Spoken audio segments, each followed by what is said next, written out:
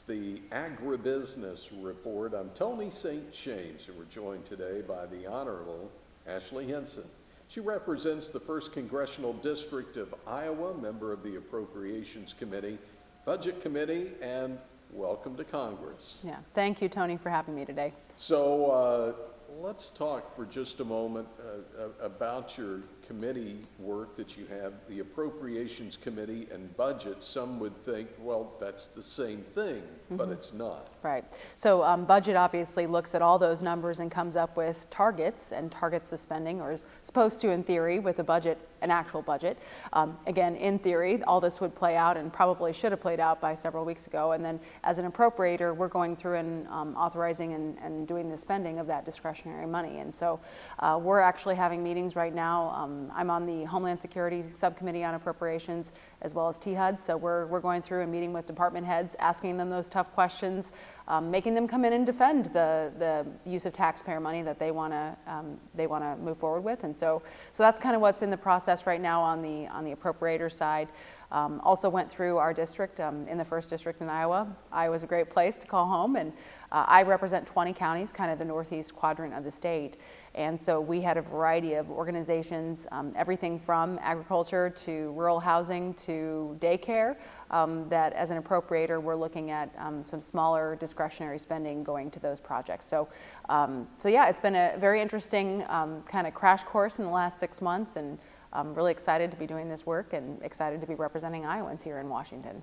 We talk about a budget. The latest budget proposal from the White House is showing an increase, if you will, for EPA, and that comes at the same time that we're now hearing something we thought had been buried but has now come back up, and that's waters of the U.S., or WOTUS. Right.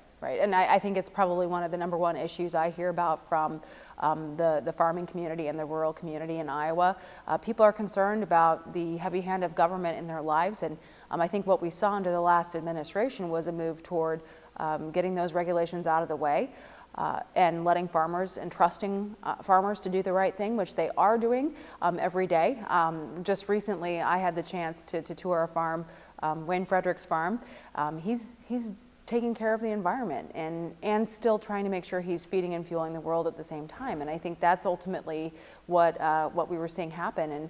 And so it's concerning, when I'm hearing from folks that they think the government's going to show up and test their water in their culverts or their ditches and over-regulate, I think is the biggest concern. So the navigable waters rule change just recently, a huge red flag for my district. And then you look at the changes being proposed as well with potential E15 mandate changes. Rural America feels like it's not being listened to in this regard. And as we keep plowing this field, if you will, you talk about being out on the farm. Yep. Were you able to see some of the precision ag that's in work today and get a better idea of what some of your producers are faced with? Right, and it really is. It's all about lowering the amount of input and increasing the amount of output. That's what precision agriculture at its heart is all about, which ultimately is the best way our farmers can be good stewards to the environment. And so I was able to see some of not only the equipment, which is very expensive for farmers to invest in, but actually this in practice, not to mention that in conjunction with something like a bioreactor, right, which is a conservation practice, the buffer strips, the bioreactors. All of those have a measurable result, a decrease in the amount of nitrates and phosphorus and all those nutrients that are ending up in our water. So we were able to see on Wayne's farm, an input kind of testing site and then a test on the other side, real measurable results there. So precision agriculture works. So I think it's my role as a public policymaker to help embrace this, help support it, and help get more people into precision agriculture. That's how we truly have a good impact on our climate and give farmers a seat at the table at the same time. So I introduced the Precise Act to do exactly that. It's kind of a hybrid bill, I guess you'd call it. One part focuses on rural broadband, and then the other part focuses on actually expanding our existing programs, so EQIP and CSP, to make sure that farmers have access to resources to be able to invest in this equipment, to be able to take those steps to be good stewards of the environment. So that's what my intent was behind that bill. And you look at, soil conservation, like I talked about the reduction of the nutrients going in. I mean, ultimately, that's a bottom line issue that helps our farmers to really increase their outputs and feed more people, which is really crucial right now if we've seen anything in the last year. Well, if we've seen anything in the last year, you mentioned it, broadband, rural broadband. Yep. And if we didn't pull anything out of this pandemic, and again, not minimizing it, but we did see how lacking rural areas are when it comes to adequate broadband. How do we move forward? How do we solve that? Yeah, well, I think it is a public-private partnership, number one. I don't think it's the government's role entirely, because you have a lot of these smaller co-ops that are taking the time to make those investments and strategically do so. They know their customers best.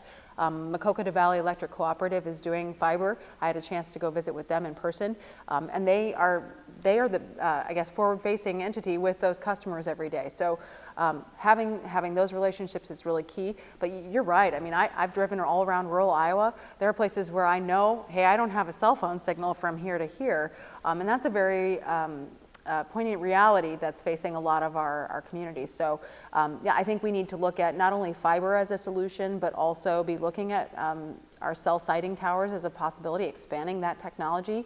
I don't think there's a one-size-fits-all policy that's going to fix this challenge, but we did learn from not only our businesses that are running, small businesses, farmers are small businesses in most cases, as well as our healthcare and our education.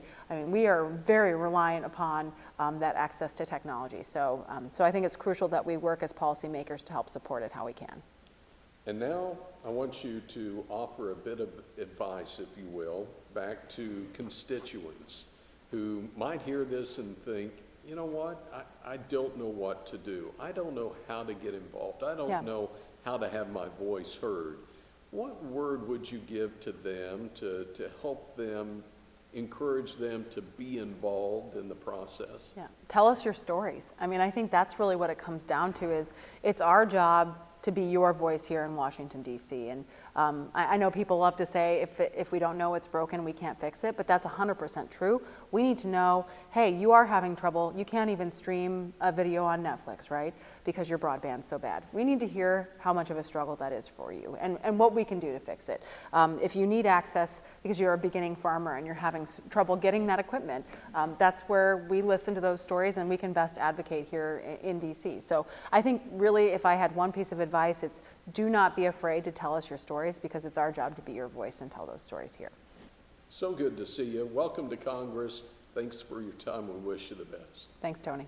Again, it's the Honorable Ashley Hinson representing the 1st Congressional District of Iowa on today's Agribusiness Report.